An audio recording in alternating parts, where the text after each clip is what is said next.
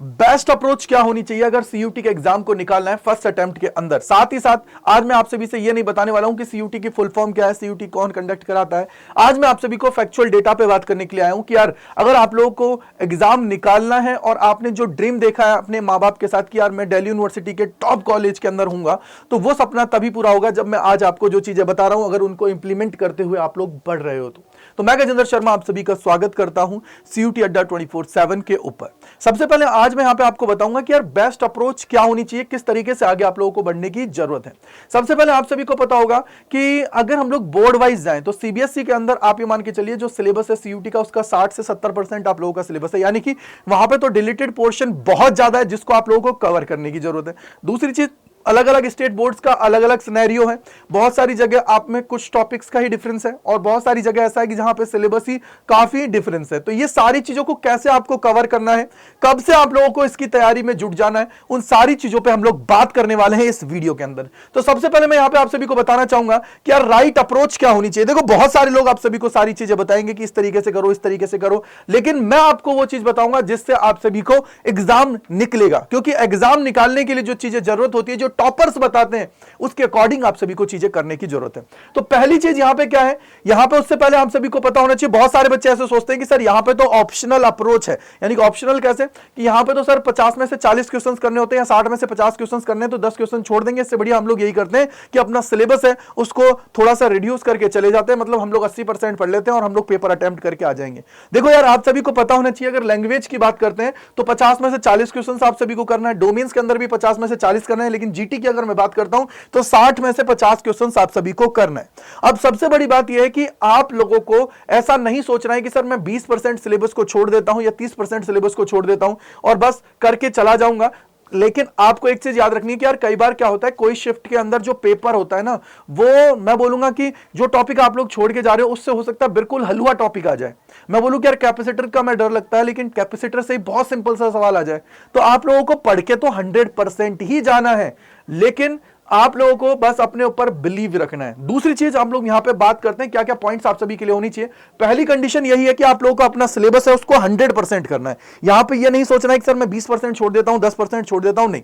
आप लोग 100% करिए। जिन टॉपिक्स के अंदर डर लगता है, हो सकता है कि यार उन टॉपिक्स से सवाल बहुत सिंपल आ जाए, फिर क्या करोगे, फिर आप लोग इजीली उसको करके आ जाओगे। नहीं तो होगा ना कि यार देखो तुम्हारे पास चॉइस है, मान लो कि बहुत टफ आ गया सवाल, तो उसको तो छोड़ सकते हो ना यार। तुम्हें सिर्फ 40 करने 50 में से, यानी कि 10 तुम्हारे पास चॉइस है। दूसरी चीज, अभी क्या करना चाहिए, देखो आप सभी को पता है कि अभी तो तुम्हारी डेट शीट भी नहीं आई है और हो सकता है कि तुम ये वीडियो बाद में देख रहे हो जब एग्जाम टाइम है, तो उस टाइम पे इस वीडियो का कोई लॉजिक नहीं है। क्योंकि यहां पे जो सारी चीजें मैं आप सभी को बता रहा हूं वो ये मान के चल रहा हूं कि अभी आपकी डेट शीट नहीं हुई है। तो अब आपको क्या करना चाहिए, तो आपको क्या करना है, यहां पे जो आपका डिलीटेड सिलेबस है उसको अभी आप लोगों को कवर करते हुए चलना है। क्योंकि आपको पता है काफी टाइम है, तो आप लोग अभी से अगर उन चीजों को करोगे तो हो जाएगा यार। क्योंकि आप ये मान के चलिए कि बोर्ड का एग्जाम आपने दे लिया, 1.5 महीना बचा, 1.5 महीने में आप कैसे क्या करोगे, आप पूरी रिवाइज करोगे या डिलीटेड सिलेबस है उसको पढ़ोगे। तो आप लोगों के लिए बहुत बड़ी कंफ्यूजन की प्रॉब्लम वो बन जाती है। 2023 तक था कि यार आप 1 महीने 2 महीने पढ़ के आप लोग एग्जाम को निकाल ले रहे थे, लेकिन बेटा यहां पे अब आपको पता होना चाहिए लेवल अप हो रहा है, पेपर का लेवल बढ़ रहा है। और जब पेपर का लेवल बढ़ रहा है तो अपनी तैयारी भी हमें उसी लेवल की करनी पड़ेगी। तो डिलीटेड जो पोर्शन है उसको भी अभी पढ़ने लग जाओ, दिसंबर तक उसको कंप्लीट कर लो, जिससे बाद में सिर्फ रिवीजन का काम रहे। तीसरी चीज जो मोस्ट इंपॉर्टेंट है वो है आपको मैक्सिमम एमसीक्यूज को अटेम्प्ट करना है। यानी कि मैक्सिमम से मैक्सिमम एमसीक्यूज लगाइए। आपको पता है कि आपका जो 12th का पेपर है उसके अंदर भी एमसीक्यूज आएंगे, तो यार अभी से ही आप लोग मैक्सिमम एमसीक्यूज की तरफ जाइए ना, जिससे एग्जाम में आपको दिक्कत ना हो और एग्जाम में जो आप लोगों के 14-15 नंबर होते हैं वो सारे के सारे आपके कवर हो जाए इजीली। आप लोग उसमें फुल में से फुल कर ले, और जब से आप बात करोगे कि भैया मैं सीयूटी के लिए जाऊंगा या किसी और एग्जाम के लिए जाऊंगा, तो उस टाइम पे भी आपको दिक्कतों का सामना ना करना पड़े। तो उसके लिए अभी आप सभी को मैक्सिमम एमसीक्यूज की तरफ जाना है। क्योंकि सब्जेक्टिव तो आप लोग कर ही लोगे, थ्योरी आप लोग कर ही लेते हो, सारी चीजें हो जाएंगी, लेकिन एमसीक्यूज में जाके आप लोग फंसते हो। और एमसीक्यूज की तैयारी करिए तो न्यूमेरिकल्स को आप लोग कर लोगे। अगर एग्जाम के अंदर आता है या सवाल पूछा जाता है तो उसको अटेम्प्ट कर लोगे मेरे भाई। इसके बाद में फोर्थ पॉइंट है कि सर जीटी की अगर मैं बात करता हूं तो आप सभी को पता है क्वांट्स है, रीजनिंग है, जीके एंड करंट अफेयर आप सभी से पूछा जाता है। तो बहुत सारे बच्चे बोलते हैं कि सर जीके को पढ़ना चाहिए, जीटी जो है इसको हम लोग कवर करना चाहिए नहीं करना चाहिए। बेटा डिपेंड करता है कि आप किस कोर्स के लिए जा रहे हो। आपको अपना जो कोर्स है, अपनी जो ड्रीम है उसकी तरफ आगे बढ़ना है। पहले ही आपको डिसाइड करना है कि सर मुझे करना क्या है यार। आपको ये चल लग रहा है कि यार मेरे को ह्यूमैनिटीज के सब्जेक्ट में जाना है, या मुझे ये लग रहा है कि यार नहीं सर मेरे को ह्यूमैनिटीज के साथ साइंस के जो सब्जेक्ट्स हैं उसके लिए भी तरफ जाना है, तो उसके अकॉर्डिंग अपनी प्रायोरिटीज को डिसाइड करो और 5-10 कोर्स आप बना लो कि भैया मेरे को इन कोर्सेज के लिए जाना है, क्या इन कोर्सेज के लिए कोई चीज रिक्वायर्ड है, तो उसके अकॉर्डिंग आप सभी को वहां पे करना है। देखो यार जीटी जब आपकी आती है ना तो वो कुछ कुछ कोर्सेज के अंदर स्पेसिफिकली आ जाती है। अगर मैं बात करूं दिल्ली यूनिवर्सिटी के अंदर, जैसे आप बीटेक के लिए जा रहे हो तो वहां पे आपको जीटी रिक्वायर्ड है, इसके अलावा बीबीए बीएमएस बीबीई के लिए जा रहे हो तो वहां पे भी आप लोगों की चीजें होंगी। यानी कि सर अगर मुझे वहां पे अपने आप को सिक्योर करना है, अगर मेरा मान लो मैनेजमेंट की तरफ जाना ही नहीं है, तो फिर तो आप लोग जीटी छोड़ सकते हो,